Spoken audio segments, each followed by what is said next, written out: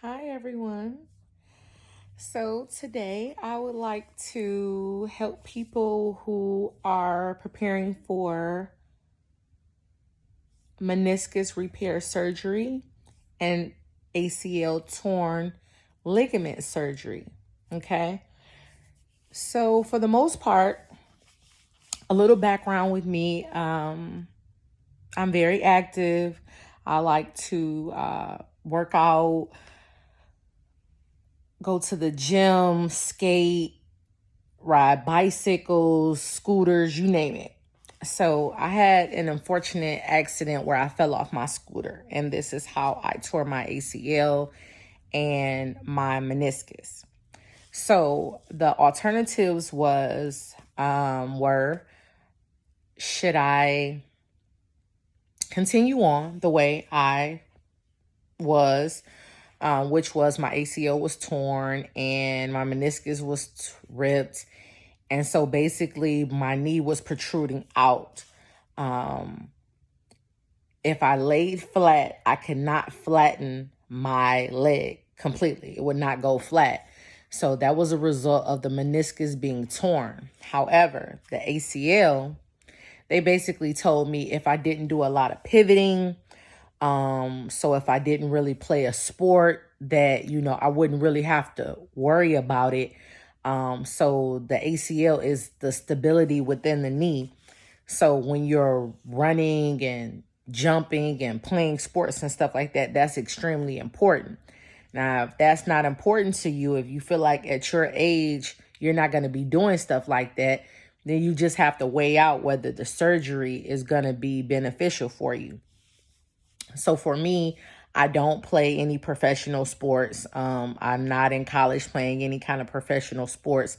However, like I told you before, I am very active as far as things that I like to do. So I did not want to be limited. So this is why I chose to have the surgery.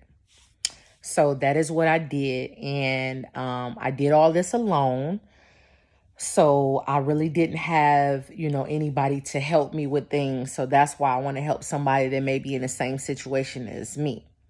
So I'm an independent person. I love to have, friends, boyfriend, you name it, to support me, which I have had in the past. But at this time, I didn't. So pretty much we'll start from the beginning as far as the checklist, things that people told me that you would need to have before surgery that would be useful for you, especially if you were at home by yourself. So those things are, and I'm just going off the dome with this because I didn't make a checklist, um, a grabber. Okay. So somebody told me that, and it was the best thing that they could have told me because I really use this grabber. Okay. There was just times where you just had sat down and you wanted to grab something, and it takes a lot to get up after surgery. So I got the grabber. Okay. So what you want to do is you want to clean your house and position your house to where everything is out of your way and you can get to the things that you need to get to. Okay. So you want to wash up all of your linen and everything. Make sure you got a clean place to sleep. As far as your bedroom and everything, make sure you buy pillows, extra pillows so that you can elevate your leg constantly, so that you can be comfortable in different positions. You definitely want to buy some pillows. Okay. You want food, TV dinners, things that you can fix fast. If you don't have, because you won't have anybody preparing meals for you and you won't be able to stand up on your feet like that. So you want to get you some TV dinners, things that you can pop in the microwave and grab. Water, of course, you want to make sure you have water, things like that. You want to get you some healthy stuff because the reality of it is what's in your house is what you're going to eat. So if you get healthy stuff while you're having surgery and you're confined to the house, guess what you're going to eat? Healthy stuff. So get you some fruit, There's not going to be a lot of shelf life with that, but you got that for at least the first week. So it's great that you're eating fruits and vegetables while, your initial first week. So that's good. That's a great start. Hopefully that prompts you to do that, in week 2, week 3, when you're able to actually get around and go back to the store. So get you some water, get you fruits, veggies, nuts. Okay. So I guess that's pretty much it as far as the food. You definitely want to get some healthy food and things that you can prepare easily. Then we have the grabber, we have the pillows. I told you to clean up the house and push everything that is out of your way. You should be able to walk from the front door to your bathroom to your bedroom without anything, in your way, in your space. Another thing, if your toilet sits low, or even if it doesn't sit that low, but you have to basically do almost a squat to sit down on the toilet, then you want to get you a riser, okay? And a riser is just a toilet seat almost that you sit on top of your toilet to make it sit up higher. So you almost don't even have to bend your knees to sit on the toilet. It's about $45 at the local medical equipment store. Okay. You want to get you some ice packs. So they have those at the medical equipment store. They're a little bit more expensive there. So I would suggest going to like CVS and stuff like that. I got the immediate ones where you just squeeze them and you can use them immediately, but that's just for emergencies. Let's say you really didn't want to get up. You want to get the ones that you can just constantly refreeze, okay? Because the icing and the elevation is what's going to be important for you. So you're going to be using the RISE method, which is rest, ice, compression, and elevation. So initially, we're not going to worry about the compression because that's going to come later. And you already have your bandage and everything on there. So we're not really bothering with that at this point. But just keep in mind the RICE acronym, okay? So this video is going to be all over the place, but for the most part, you're going to get everything you need from it, I promise. So, okay, we went over the food, we went over the pillows, we went over the grabber. Okay, another thing. So, a recliner. Now, if you can't afford a recliner, that's fine. You don't have a recliner, that's fine.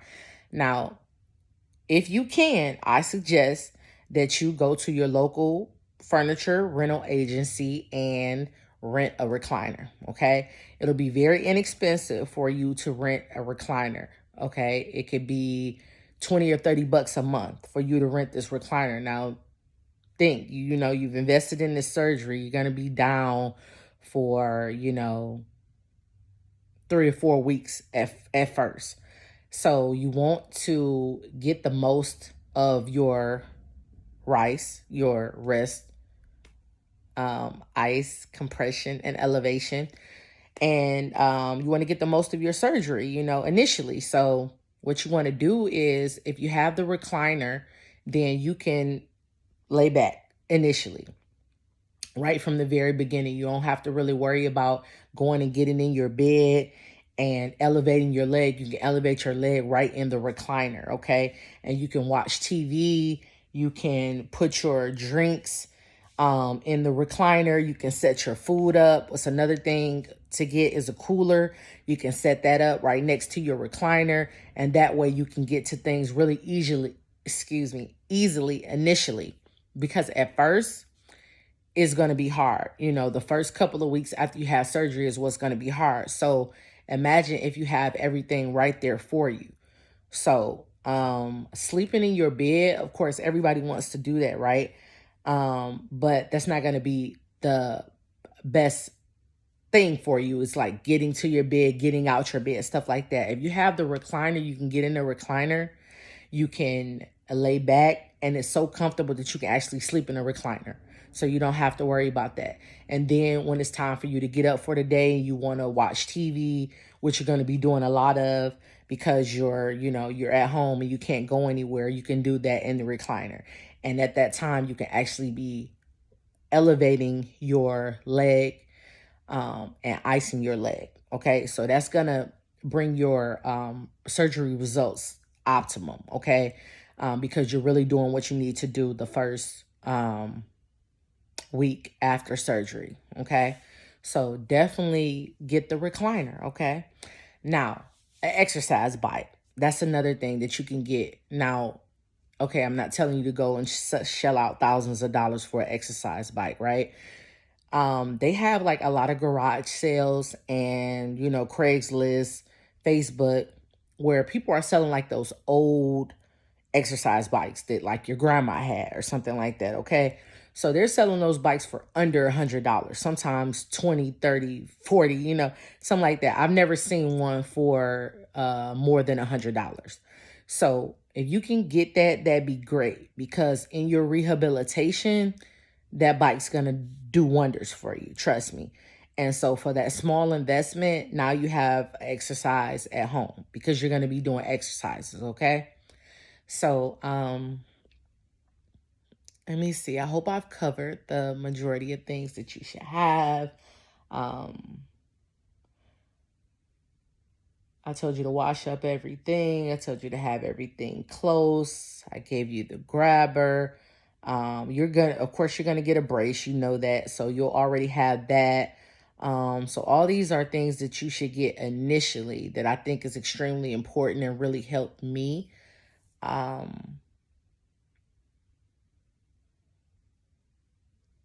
Okay, the recliner, yeah. Okay, so now we'll go into things again that's going to be beneficial for you. So as soon as you come home, before you go even into surgery, they're going to give you, because you should start physical therapy before surgery, because the thing is that if you can hit certain limitations before surgery, then you're going to be able to hit those limitations after surgery. So those include, how far you can flex and extend your knee. Okay. So if you can do that beforehand, it'll make it easier for you to do that after the fact. So your physical therapist is going to give you a list of exercises to do after surgery. Okay, so you're like, what? I'm not about to be doing exercises after surgery, like right after surgery. But yeah, you are. And so if you have that attitude that, I'm hurt, I'm not about to do surgery like the first time I come home. When I first come home, I'm going to rest. Don't feel like that, because this is going to be a very strenuous road to recovery. So you need to have an attitude to where you're doing everything in the beginning is going to make everything better for you. Trust me. So first night from surgery, I was doing these exercises. I couldn't believe it because I did have that attitude at first, but then I thought about it and I was like, no, guess what? That's not how I want to be. I need the maximum results. I need to get well as fast as possible. I need to get back to work. So the first thing is the ankle pumps. So you're going to start to do that, just where you pump your foot back and forth. That's going to strengthen up your ankles, which is ultimately strengthening up your leg, which is ultimately getting your knee to moving. Okay. And so that's the thing. After having surgery, you have to get all the strength back in the knee. So they start with the leg extensions because, like I told you, before surgery, I couldn't lay my leg flat. So that's considered leg extension. So that's the first thing that you're going to work on once you have the surgery, is trying to get that leg flat again. So it's going to hurt because you just had surgery, right? But because you had the surgery, now your leg should lay flat, just like mine's, with all the ailments that I had from the ACL and the meniscus tear, my leg would not my knee would not lay flat, not allow my leg to go flat, not allow my leg to extend flat. But after the surgery, I was able to do that. Okay. So I'm not walking around with like my knee protruding out. So the leg extension exercises are going to be extremely important for you. So again, you're going to start with the ankle pumps. That's the only thing that I really did as far as stuff on that list, because trying other things, I really could not do. So they're going to give you a couple of things that you can do, but they really know that you can't do them. But the things that you can do, you attempt to do and you do to the best of your ability. Okay. So after that is going to come the knee flexion. So that's going to come later. So 1 week after surgery, you're going to go back to physical therapy, and that's when they're going to start bending your knee, which is going to be extremely uncomfortable for you. But, you know, you want to be able to bend your knee, right? But you also want to be able to extend your knee. So that's why everything is going to be a combination of extension and flexion, okay? Then you're going to go from extension, flexion to quad strength. And quad strength is what's going to determine you walking, because you're going to be limping, you're going to be on the crutches, you're going to be on the crutches with the brace, then off the crutches with the brace, then off the brace and walking. And once you start walking, you won't have a strong gait. So building up that quad strength is what's going to be extremely important. That's why I told you about getting the bike. So for the most part, I had the surgery. I am currently walking without crutches, without my surgical brace. I did buy another small sleeve and brace to basically have some support for when I go back to work and while I am practicing walking. However, I can walk without both of those things. My gait is not extremely strong. My balance is not strong yet. I am approaching doing that in physical therapy. So I just really want to be here for people that's doing this, because older women that's doing this, well, anybody who's doing this, but more so for the women in my situation that, like I say, got the surgery because they do still want to be active. And, you know, having surgery was not the first choice. You know, you probably would have just got the physical therapy and had whatever condition your leg was in and just built from there. But you did make the decision to have the surgery from the advice of the surgeon, the physical therapist, the initial doctors that you seen when you hurt yourself. So it was a decision that you came to, and I know how you came to it. And I just want to be there to support you. So if this is somebody watching this video before they have surgery, I hope that this stuff is beneficial. And if it's somebody that had the surgery that's just trying to get stronger, I hope that it's beneficial for them as well. So in another video, I'm going to go through some exercises that would be beneficial for extending the leg further, flexing the leg further, just things you can do overall to get that knee moving, right? Because that's what you want to do. Because the game is, when you go to physical therapy, she's concerned with numbers, okay? She's concerned with progress, right? She wants to know how far can your knee extend and flex, because she's counting all that stuff from the day that you came in, right? And she has goals and time frames, which basically mark whether you're progressing normally, slowly, or fast. So the faster you progress, the better things are going to be for you. You know, you don't want to really lag around. However, just like with the acronym RICE, rest. Okay. So you want to keep that in mind as well. You do want to get you some rest every time you work on your leg. You do want to ice and elevate it, because that's going to keep the swelling down. You're also going to be taking your Motrin, which is going to take the inflammation down. Okay. So those are the things that's going to make you successful. So again, I'm going to be doing some more videos with some exercises, some things that you can do to help the mobility in the knee.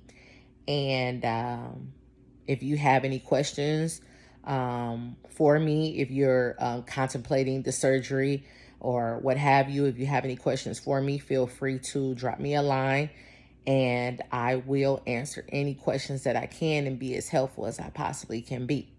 So I want to thank you all for taking the time to watch my video. I hope it was informative for you. And again, just look out for more videos and contact me if you have any questions. And good luck to you. I wish you the best in whatever decision that you make, and I wish you the best in your recovery. Talk to you soon.